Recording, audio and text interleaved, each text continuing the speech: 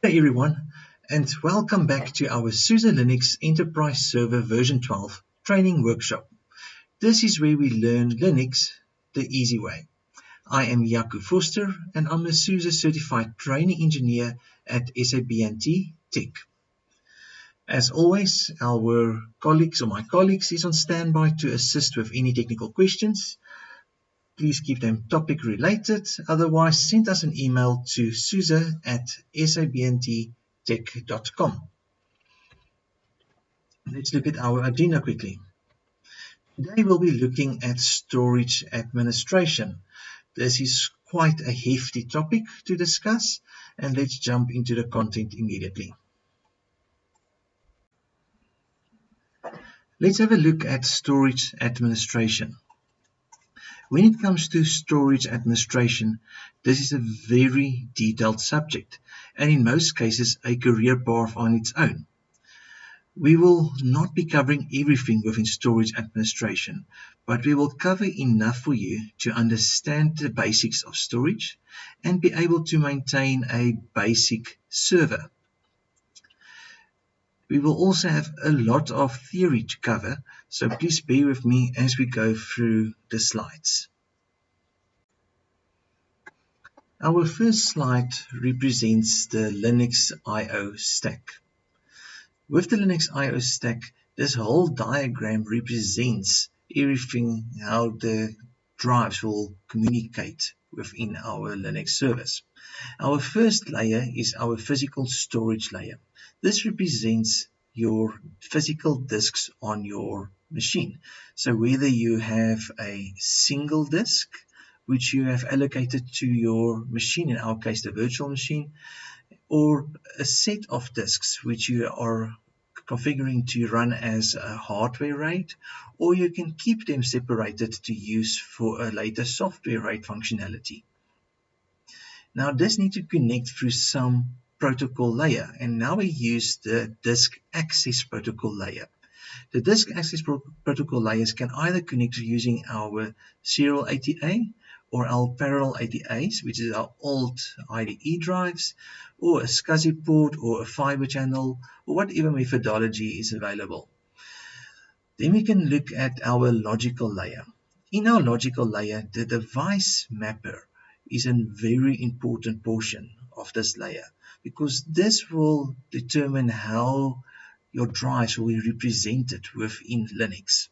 So our device mapper can communicate with a multipath I/O, with our logical volume management, or even our device mapper RAID, or even our software RAID over here.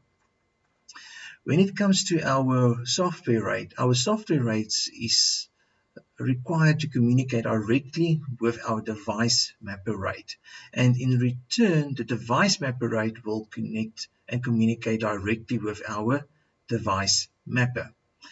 Then we've got our block device layer.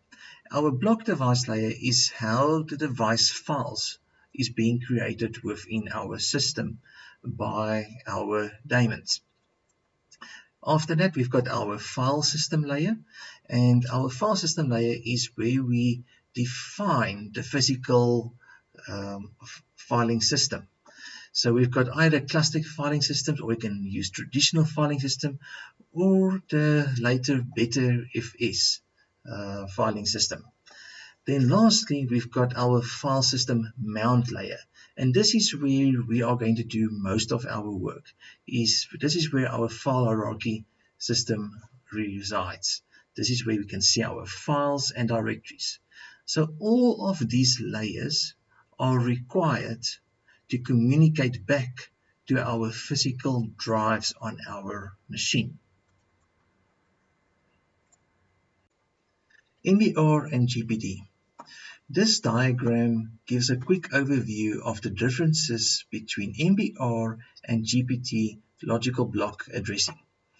So when we look at the master boot record, the MBR is located at the logical block addressing of 0, and it consists of the following: a bootloader, a partition table, and a magic number. The downfall with MBR, which is the more traditional way of doing things, it's limited to 2 terabyte hard disks. When we look at our global unique partition table, in short the GPT, it's got a different allocation when it comes to the logical block addressing. It firstly consists of a protected MBR, and then you've got a GPT header, and it's got partition entries of 128 bytes each. So it's limited to 9.2 zettabytes of hard disk space. When it comes to our partitioning, it's got virtually unlimited partitions which we can allocate. But when it comes to our partition entry array, we are limiting the amount of partitions it can run on a single disk to 128. But in return, when it comes to the SLES operating system, we are limiting the partitions to 15 partitions per disk. MBR consists of primary partitions and logical partitions. When it comes to primary partitions, our MBR is limited to 4 partitions. But should we need more partitions, we can overcome that by doing an extended partition. So only one partition can be an extended partition. Partitions within an extended partition are called logical partitions. Our first logical partition will be number 5. Let's explain to you why. When we look at our disk, our first disk is called disk A, SATA disk A, and the next disks will be called SATA disk B. But within each disk, we want to create physical partitions which we can utilize and divide our data for different purposes. When we look at our primary partitions, it's limited to 4 partitions, up until SDA1, SDA2, SDA3, and SDA4. Should we need more partitions, we need to sacrifice one of our primary partitions to become an extended partition. And in return, the extended partition will offer us the logical partition functionality, where we can create more partitions. So should we decide to create our second partition, an extended partition, we can do so and we will have a SDA2. But our SDA2 will not contain data. We will not be able to write data in there because that only contains the map for the logical partitions which are to follow. So our logical partitions will then start at SDA5 always, because it reserves the space for the 4 primary partitions. So our logical partition starts at number 5, and the next partition will then be SDA6, which will definitely be a logical partition. Now we look at supported SLES file systems. Our supported SLES file systems in SLES 15, also in SLES 12, is the following. Is our ext2, ext3, and ext4. That is our traditional file systems. In SLES 11, our default was ext3. Then we've got our XFS filing system. That's the default for SLE 12 and 15 for data partitions. Then we've got BetterFS, which is the better filing system. That's the default for SLE 12 and 15 for our root partition. Then we've got our JFS, which is a depreciated and we only support existing volumes. We can no longer create JFS filing systems. Then we've got our NTFS-3G. This is only supported in SUSE Linux Enterprise Desktop or the desktop extension. It is not supported in the default SLES version.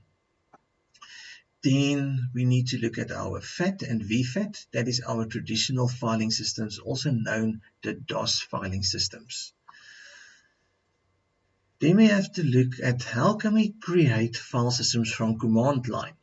Now we've got a command called mkfs, make the filing system dot, and then we can define the filing system. For example, if we want to create a filing system on a specific partition, in other words, format, we run the mkfs-ext4 or the .xfs or .betterfs and so forth, depending on what filing system we want to create. In other words, again, format the partition with. In Linux, we have a translator. This translator is known as the VFS, also known as the Virtual File System Switch, also referred to as the Virtual File System. So from an application's perspective, in most cases, this file system doesn't matter because of Linux use of the VFS. The VFS makes the file system opaque. That means non-transparent. So in most cases, the processor doesn't even know with which filing system it's communicating because the VFS takes care of all the translation between the processing and the storage of the data on each file system. Now we look at partitioning. In Linux, we have a few partitioning tools to our disposal. The first one is the fdisk, the other one will be parted, and the other one will be the disk partitioner within YaST. When we look at fdisk, this is more a traditional command tool for MBR, and here is a printout of what it looks like.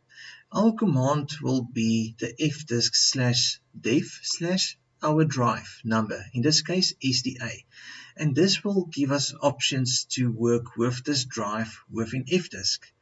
One of the options we use is the P to print our current layout of all the partitions for disk A. Here we'll see we use the option P, and at the bottom it will show us we've got our first partition called partition A1, and then SDA2. The next partition tool we have is our parted. Parted is a command tool for MBR and GPT.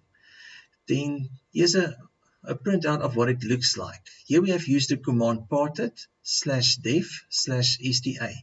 And once we have entered parted, then it asks us what do we want to do with this. And we entered the print command. And the print command showed us what is our current partition table like. So here we have two partitions. To quit either one of these, we need to press the Q button on our keyboard. We prefer using the YaST disk partitioner, in this case called the expert partitioner. Our expert partitioner is a lot easier to use, and there we can see the overview of all our drives from the get-go, and we can also manipulate the drive's partitions as we need to. But it's not only limited to work with just normal partitions. We can work with RAID, we can work with logical volume managements, we can work with encrypting files, encrypting drives, and then we've got our device mapper here. We can even work with our network file shares. We can work directly with the BetterFS and a few other functionalities. So let's quickly go into our system and have a look at these commands. So bring up your server. Here's my server. And I'm just going to open up my terminal and just maximize it. Let's just zoom in a bit. So our first command will be fdisk. The problem is most of these commands are administration commands. So we need to have elevated privilege to use them. So for this, let's run all of these commands as the root user. So let's go sudo, in this case -i. And we are now the root user. Our first command will be fdisk. So let's do the fdisk command, and we'll run /dev/SDA. And here we are in the fdisk utility. Remember, this we can only use to manipulate partitions for our MBR, our master boot records, partition types. You can press M for help, which we're not going to do, but we want to see what is our current partition layout like. So press the P button to print and hit enter, and it will print our current partition table to show us what it consists and also what's our file system types. To quit the fdisk, we press the Q button, press Q and hit enter. Next up, let's try parted. Then we go with parted, and we go /dev/SDA. So parted is really powerful, but this is not going to be handled in detail in this course. It takes a while to understand parted. So let's hit enter. So in parted we can communicate. There's quite a list of commands. Let's type quickly help on this because this is more current and this is something we might use in the future courses. So this is all the options we have within parted. We can resize, we can print our current devices, which we're going to do, or our current partitions. And that's what we're going to do. Let's do the print command and hit enter. And this shows us information about our SDA disk. And we can also see the partitions which is created on our SDA disks with our filing systems. To quit parted, you press Q and it quits parted. Now let's clear our screen. Our next one we will look at is our disk partitioner, our expert partitioner within YaST. We will not be using the GUI version. We will definitely be using the incursus version. So let's open up that command. That's YaST and then disk. That's the shortcut to go to the expert partitioner. Now we first get to a warning and states if you make changes here and you don't know what you are doing, you will break the system. That's in short. So obviously we are all experts and we know exactly what to do. So hit enter on the yes to continue. At this stage it populates our drives of our system. And this is our landing view. Again, have a look on mine. I've got some sliders at the bottom, which we'll see just now, and then our shortcut keys. So I'm going to leave my mouse and now navigate with my shortcut keys.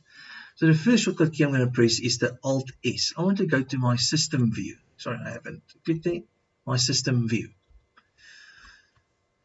In my system view, I've got my server 1, which is currently located. Look at this tree over here. And this is all the functionalities I can do with Expert Partitioner on server 1. I'm just going to push to the right a bit to see what's on my scroll bar so we can see. Okay, so we've got our installation summary at the bottom, which is a lot of space. So our first one is the hard disks themselves. If we hit enter on the hard disks, it will show us only the hard disks of the machine. To expand that plus on the hard disks, we press the spacebar key. So it's spacebar. And now we can see the hard disks in a more defined format. So let's go to SDA and press enter. And now we see the partitions for the SDA only. You can press the spacebar again and it will show you the two partitions over there. If you hit enter on each partition, it will tell you more detail of each partition. Then we've got our STB. We will be working with that shortly. And here we can create software RAIDs using our expert partitioner. We can also work with logical volumes over here. We can have our encrypted file systems. Then we can use our device mapper when we work with our RAID volumes especially. Then our network file systems, our network file shares, BetterFS system functions, and our temporary filing systems, which is currently allocated to our system. Also an option of unused devices, just to tell us we have not been using the STB device yet. Now let's quickly go back up. We want to work on our hard disks. And this states we want to create a partition. So there's two ways of creating a partition. Firstly, if you look, partition SDA is allocated or highlighted. We will not be working with SDA. We are going to work with STB. So ensure that STB is highlighted. Remember how to jump from the one screen to the next. Just press the tab key until you get and highlight STB. So our option is we want to add our very first partition. So let's go Alt-A to add. I press Alt-A. So here we have an option. What do you want to do? Do you want to create a primary partition or an extended partition? So we're working with a normal MBR system. So let's go with a primary partition first. Highlight the primary partition, ensure that X is in there, and press Next. Alt-N is the shortcut key. Now it asks us what size would we like to have this partition at. Now we already have a operating system drive. We now need some data storage for our system. So we will say we only need about, let's go 5 gigs of data for our first primary partition. And let's go Next, Alt-N. Okay, I'm going to leave that just for a moment. Ensure you've got 5.00 GIB gigabits. Let's go Next. And here it gives the option, how are we going to use this drive? Now you can either use operating system or data. Now, because we know we're going to use it as a data format, we need to use the data option. I'm going to choose, you choose the data format, and I'm going to use the operating system format to show you a role, just to show you what is the difference. End of the day, we'll have the same result. So please use the data on your site. So I go Next. So the difference is when we format a partition, it asks us in which filing system format we want to format at. And remember in one of our slides, we said that the main filing system for SLES 12 and 15 for operating system is preferred the BetterFS. But I'm not going to use the BetterFS. I'm just going to tab. I'm going to press the down arrow to get a list, and I'm going to be using the XFS because I don't want to use this as an operating system. I want to use it as a data file format, and XFS has a proven track record for being very reliant on data, or as a data drive, and also very speedy. Other options which we have is, let's have a look at our mount partition option. Here we can directly mount our partition already. So let's use the Alt-O key to mount our partition. Where do we want to mount this new drive that we have just created, or new partition that we have created? This will be on /data1. Now, important to take note here, the data1 directory doesn't exist on our system yet. We are now creating this, and with the expert partition, this automatically creates the partition for us. There's also an option to do the fstab options. Let's press that and see what's available. Let's go Alt-T. And here we can define some extra options to the mounted drive and how it will be utilized and how it will be mounted within fstab. We'll discuss that shortly. Press Alt-C to cancel. We're not going to make any changes at this stage. Alt-C to cancel. So I've cancelled. Now I'm back at my partition adding. So just important to note before we finish up, we will see that we are definitely working on device SDB, solid disk or SATA drive B in this case. So now we're going to hit finish so it can create the partition for us. Alt-F. And here it states that we now have a new partition called SDB1. Wonderful, and that's our first primary partition. Now let's go and create another partition. Now I'm going to navigate down to SDB. There we go. I'm just going to press the plus button so we can see what it looks like, because I know I want to work only on SDB. So whether you go to hard disk and highlight SDB, or whether you go to SDB over here, we want to work with SDB because I know there's some space left on this. This is a 10 gig drive and we only utilized 5 gigs. I wonder if we can see that. I'm going to go over and just see if it shows us free space. No, it doesn't show us free space though. But here we can see that SDB is 10 gigs in size and we've only utilized 5. So I'm going to go Shift Tab to jump back, ensure that we're on B only, and now we're going to work with the B disk. Let's quickly add another partition. But this time, we are not going to add a primary partition. I want us to add an extended partition. So go down, hit space on it, and ensure that the X move to the extended partition. Now press Alt-N to go next.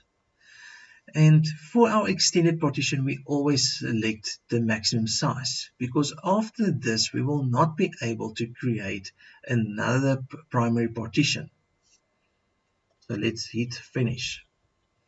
So now we have an extended partition. We've got our primary partition of 5 gigs and an extended partition. Now all this extended partition does, it gives us an option to add logical partitions. And remember we said that the first logical partition will be partition number 5. Then let's quickly add. And this time we need to ensure that STB2 is highlighted because we want to work with the extended partition. So we go Alt-A. And we want to add a custom partition. So let's make this all in all 3 gigabits.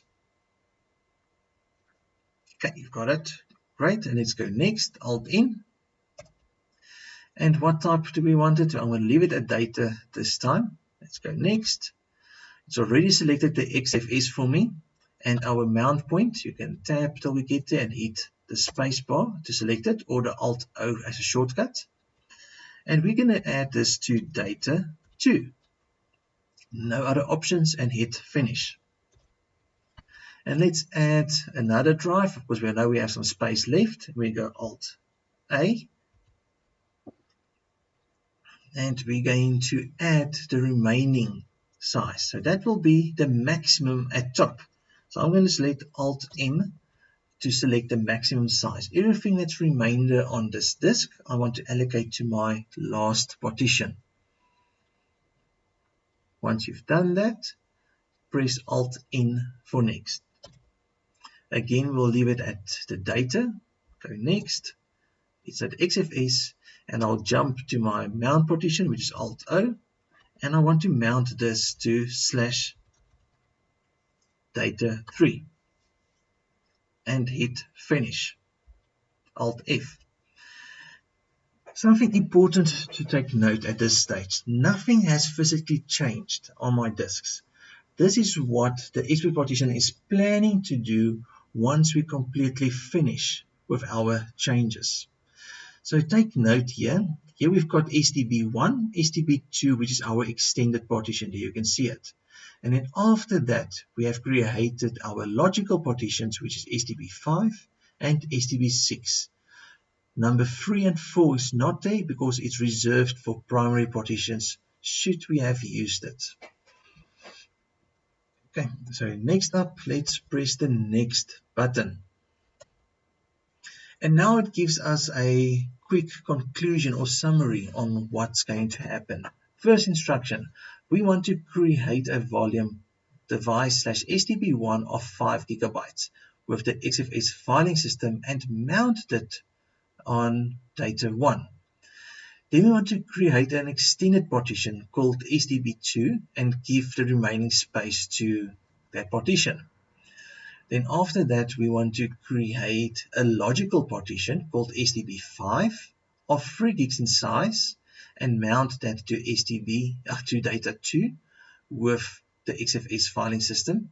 And the last one will be our volume called STB6, mounted to the directory data 3 with the XFS filing system. So no changes to storage settings other than that, and no packages need to be installed. So let's do this and see what happens. We go Alt-F to finish. And there we go, and everything is done and dusted. So a quick way to see, and we'll run this command shortly again, is the lsblk command, then a -F, because I like the -F to show us the filing systems. List our block devices. And let's see what our block devices look like at this stage. So here is a representation of our two drives. We've got our SDA and our SDB drive. On the STB is where we've created our filing systems, and the first one is the data 1, and data 2, and data 3. Fantastic. Let's also see if those directories do exist. So we do a ll/root. We just want to see the root. And somewhere in here, there should be newly created directories called data 1, data 2, and data 3. Good. Let's clear our screen again. And let's go back into YaST. So we go YaST and we go disk again. On the warning, we just press enter. We are expert partitioner creators, so we don't mind working in an expert partitioner. So something we've done is we worked with the MBR, but we haven't worked with the GPT yet. So let's do that up next. Let's go Alt-S because I want to go to my system view. And let's go open up the hard disks. And we're going to work with SDB, the second drive. And hit enter on that. Now we need to remove all of these partitions because we want to work with a GPT partition. So to do so, let's delete everything in there. So we'll go and we'll press Alt-D to delete. And are you sure you want to unmount it? Yes, we want to unmount it because it's not unmounted yet. We go unmount. Really delete STB1? Yes, I'm happy with that. We'll delete that. And see what happens if we delete STB2. Let's go and delete it. And it tells us the selected extended partition contains partitions which are currently on data 2 and 3. We strongly recommend you to unmount these partitions before you delete it. Unless you know exactly what you are doing, you can press continue. We know exactly what we are doing. Let's just press continue. Delete STB2, we say yes. And it automatically removes our logical partitions. Important to take note. Why? Because the extended partition is taking care of all the logical partitions. So now we have cleaned out all our partitions on SDB. Now we need to add a GPT partition. But when we first added this, there wasn't an option to add. So where do we find the GPT option? It's not with add. Let's go Alt-A. It only gives an option to do primary or extended partitions. I'm going to go back. Alt-B. So where else? Have a look here at the bottom. There's an expert option over here. So we're going to use the expert option this time. So this is an Alt-X to go into the expert option. And here we say, what do we want to do? We want to clone this disk, or we want to create a new partition table. We want to create a partition table. Hit enter. And this is where we get the option. What type of partition table do we want to create? And we're going to do Alt-G. That's a shortcut. And ensure that the X is there and hit OK. You really create a partition table. This will delete all data on this and so forth. Yes, we are certain. Okay, now we've changed the partition table to a GPT. Let's quickly go add our partitions this time. Alt-A to add. And this time it doesn't give us an option of primary or extended. It immediately knows that we want to create just normal GPT partitions. So we will create 3 partitions again. So the first one will be, yes, 5 gigs, exactly the same as we had. We go Alt-N for next. We want to have it as a data partition. We've done this before. Alt-Next. It's already on a XFS filing system. And our first mount point will be /data1. Exactly the same that we've done previously. So we'll do that and repeat it up until we have 3 partitions again. So go Alt-F to finish. That's our first one. And let's go Alt-A and add again. And this one we want 3 gigabits. Next. We want it as a data, yes. Next. And we want our mount point set to /data2. These directories are already created at this stage, so we'll just reuse those. Then Alt-F to finish. And let's go add it again, and then we'll use the maximum on the last one to ensure we use all available sectors. We go Alt-N to next, then the data again, next. Ensure we've got the XFS filing system, Alt-O for our mount partition, and then /data3. And then once we're done, we hit the finish button. Okay, so once we are done, your system should look similar to this, or your layout for SDB. You will note here that our third partition is no longer 5 and 6. Sorry, it's now starting at 1, 2, and 3, and will continue counting as we create new partitions if there were more space. This was creating partitions on our disk with the GPT function, and we've used the expert functionality at the bottom right. So now we go Alt-N, then quickly a summary of what needs to be done, and this will now only finalize our changes. So we want to delete the partition 1, 2, 5, and 6, and then we want to set the disk label for SDB to a GPD, no longer an MBR. And then we want to create a first partition of 5 gig, the second of 3rd, and the last one of about 2 gigabits, and mount it on data 1, data 2, data 3, and all of them formatted as XFS. And hit finish to apply the settings or the changes. Finish. And now it's doing exactly what we asked it to do, and it's mounting our drives. And let's run that last command again, ls blk -f, and there is our disks back. And you will note the difference is that there's no more that extended partition there, because we are using GPT. Okay, let's carry on to our next slide.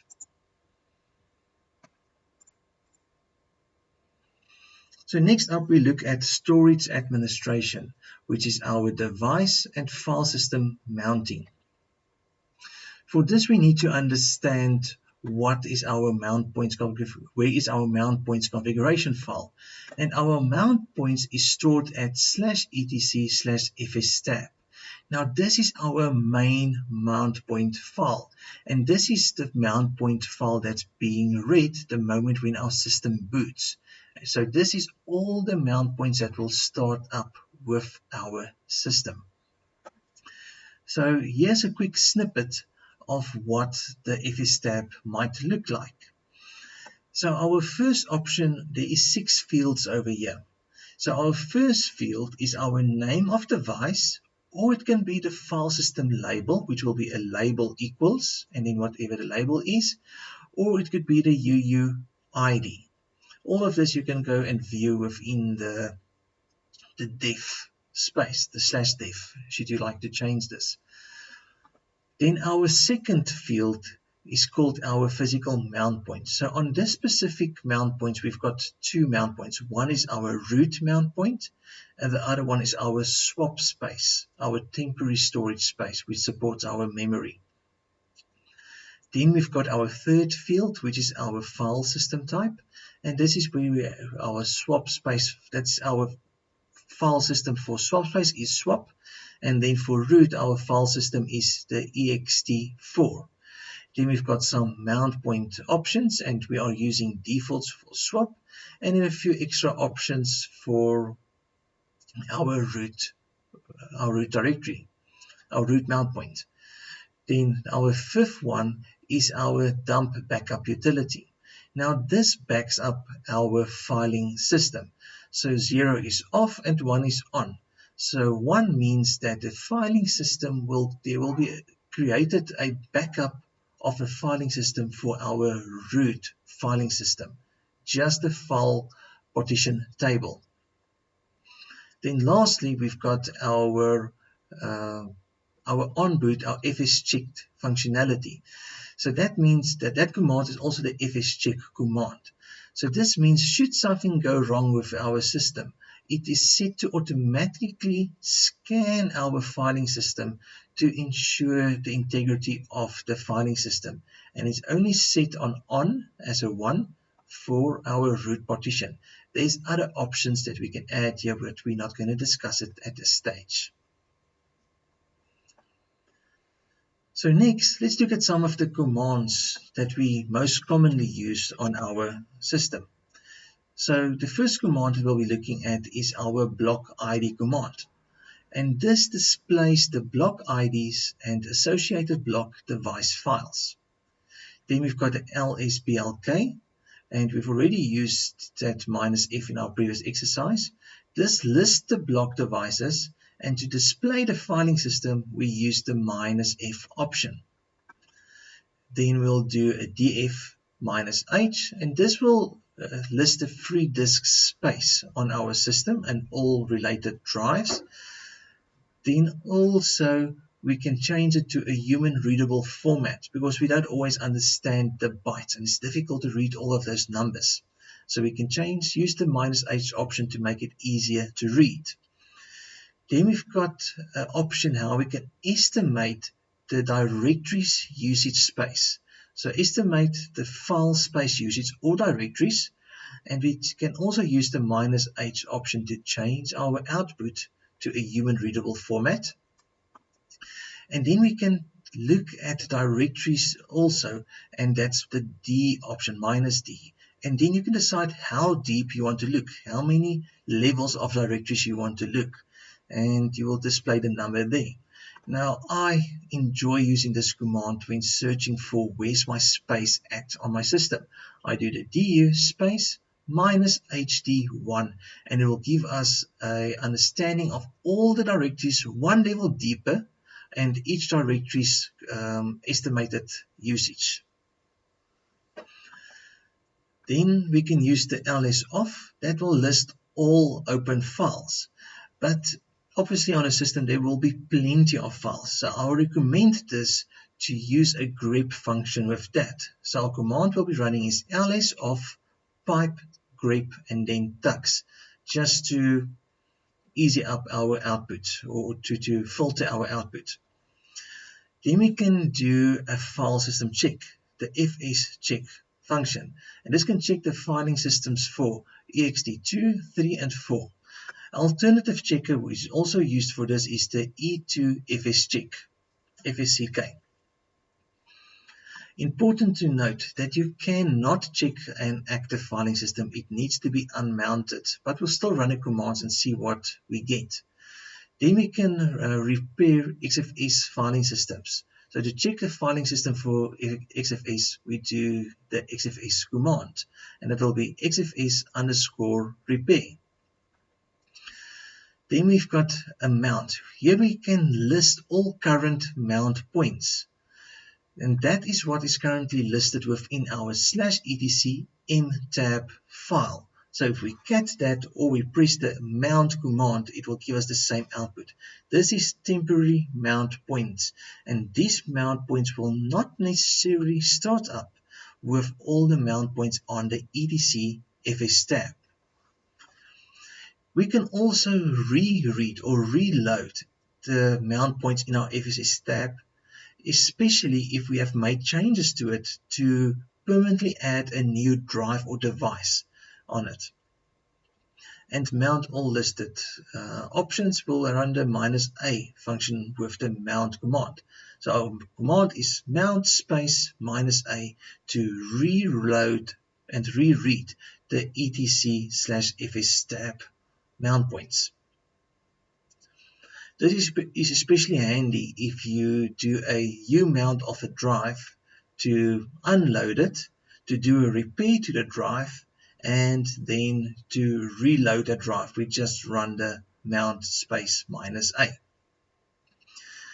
Then we've got a mount command which we can mount a specific partition or on a directory. And then we need to specify the file system should we know what it is by a -t and fstab. In our option or our demonstration, we will be running and mounting our CD-ROM to /mnt at this stage. We can also do a U-mount, which we can unmount a partition from a directory using the U-mount /mnt. Let's go over to our practicals.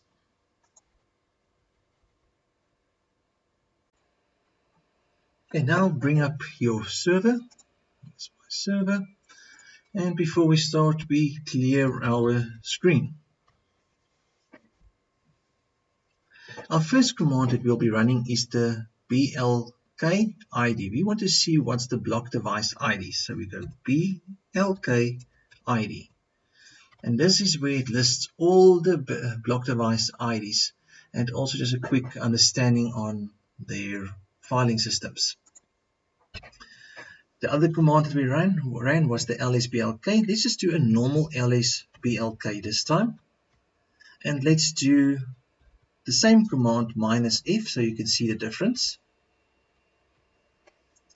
So the first one will give us our naming conventions, so our partition types, and will tell us what's our sizing like and our bound point, which is important to this. Here we can see our SDB, it's all in authentics, and now that's how it was broken down. Then we've got something here as well called the SR0, which is our ROM. And it shows me there is something in there. So from your side, we need to see if there is something in there as well. If not, we will need to load your ISO file at this stage. So let's quickly load the ISO files. No, let's not load the ISO file yet. We'll load the ISO file here at our mounting section a little later. Okay, let's carry on then. Our next command we'll be running is the df-h command. So I'll do a df-h, and that should show us our disk usage. We can also run it without the -h, so you can see the difference. And you will see this is a lot easier to read on a human format. So this shows us that on STA2, which is our root mount point, we have used 43% of the drive, and we have 4.8 gigs available on my system. Then we've got our other mount points, data 1, data 2, data 3, which we've created, and we've used very little on it, and we still have plenty of space available on it. Then next, let's quickly look at the du-hd1. So let's first do a du. So a du shows us our current files and what their sizes are for some of the directories. But I like to use the du-hd1. So let's do that quickly. du-hd1. And that will give us a summary of all the directories and what they contain and what their sizes are. And it's a lot easier to read. You can only do the -h, you'll get a similar output, but you'll still have the files viewed as well. Let's do another path for du. So let's go du, and we want to see the /home -hd1. And let's see what is the output if we do the du and then where we want to run the command at, and then what is our options. Here it shows me that in my /home directory, I'm 1.3 megabytes in size, and one level deep, I've got 1.3 megs available. Let's just change the command once more, and we make this a number 2, and see what happens. Now it shows us how it's allocated per directory on the second level as well. So our first level is still 1.3, but the 1.3 is divided into all our second level values over here, and there we can calculate it. So this is an easy way to see what's your space usage per folder, per directory like from the command line. Okay, so our next command will be our ls off command. So let's do a ls off, and we do a pipe, and we want to grep this to tux. Before we do that, let's do just a normal ls off to show you the output. there is plenty of output here. So because we don't know what we want exactly, it's always good to use the pipe command. So I'm going to do ls off, use pipe, and do a grep for tux this time. So we can see whatever is associated with tux in this. And hit enter. And there we go. We've got plenty of running files. Let's quickly just clear our screen for now. So next, run the fscheck command. We go fschck, and it shows us that it's assuming that we want to check our current mounted file system, which is the root file system, and it shows us it's mounted when you cannot continue aborting. We can only run repair commands on unmounted file systems. Let's just quickly run the xfs_repair, and there's some extra options we need to add to this. To show you the options, we're not going to repair any filing systems at this stage. Next up, we're going to do the mount command. I want to clear the screen first, and our mount command. So the mount command will list all currently loaded partitions or mounted partitions. And we'll note that at the very bottom is our free partitions which we have loaded. Now we can also reread our etc fstab. But before we do so, let's quickly cat our etc/mtab file, which is the same as our current mount file. So you can see the difference. We go cat/etc/mtab and hit enter.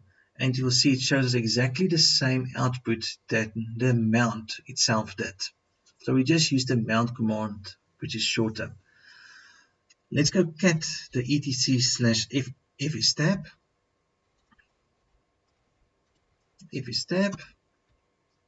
And that will show us the mount points which are going to load when the system boots.